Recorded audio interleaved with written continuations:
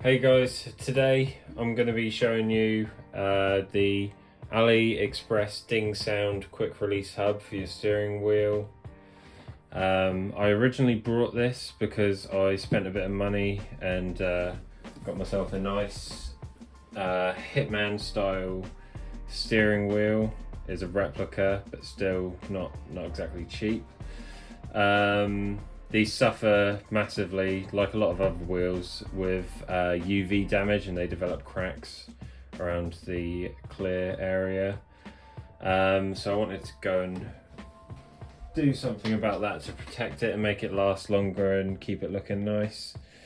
So that's one benefit, one reason to go for the quick release. Another is the spacer aspect. So a lot of you will know how important it is in motorsport, drifting in particular, the position of the steering wheel in relation to the distance from it to your body can make a massive difference to the control you have over the car, and it especially comes apparent with when you get into drifting or, like I say, motorsport.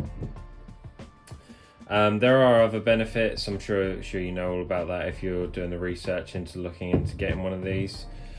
So the hub, like I say, is an AliExpress. I paid £47 for it.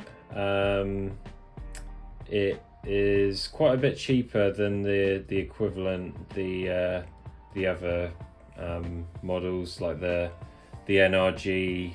Was probably the other model that I was going to think about getting, but the one I was looking at was pretty much 3 times the price, so I really thought it was worth considering getting one of these, just if nothing else, just to see how reliable it was and just put it through its paces and see how I got on. Yeah, I've had it about 9 months now, and in that time I've done a few track days, I've done a few drift days, and the odd bit of daily driving when my other car's been off the road. So I would say I've given it a fair test to see whether it is worth investing in this, or whether you should just save your money and go for something a bit more expensive. Getting into the quality of the hub, I'll give you a bit of a close-up there. All the components are really well machined, to be fair. And same with the electrical connections for the horn. They are all decent, really. One thing I read a lot of when I was looking at quick release adapters is the connections for the steering wheel would quite quickly become a bit of a weak contact. I haven't experienced that at all. It's been consistent. It works. The horn in particular works just the same as it did when I first got it, so no problems there. Like I say, the construction of it and the quality is pretty good, really. Yeah, not the same as NRG, but that is reflected in the price. The features of I'm sure you'll be fairly well aware if you're looking at these, of the general construction and features of the item, but I will go into it anyway. One really good thing about this is it is dual drilled, so you can fit the majority of steering wheels that you'll be looking at, aftermarket steering wheels. You will be able to chop and change. You can use whichever you need to. Like, so, yeah, most of them are the same, but Nardi in particular use a slightly different diameter bolt hole So yeah, that will just allow you to use that, which is a pretty cool feature. It is fairly straightforward. Fairly straightforward. It has this sliding collar that goes back and forwards. When it is in the forward position, it is closed. It will be locked onto the car. And then when you want to release it, you just push that security button in there, and that's there to stop this from traveling back without that pressed in. So if, say for example, the spring snapped or something, there is no way that would release the wheel completely. You can see the ball bearings there. They will push in slightly before they get to there, but it won't be enough to actually release it from the hub. So that is quite reassuring. But yeah, like I say, just push that button in. You'll hear a nice firm click, and that will tell you that it's in the fully retracted position. There is quite a lot of tension on this, but that's good. That's what you want, really. And yeah, I'll go down and show you it on the car, and you can see how it attaches, how sturdy it is, and yeah, you can see again quite a reassuring sound when it does engage.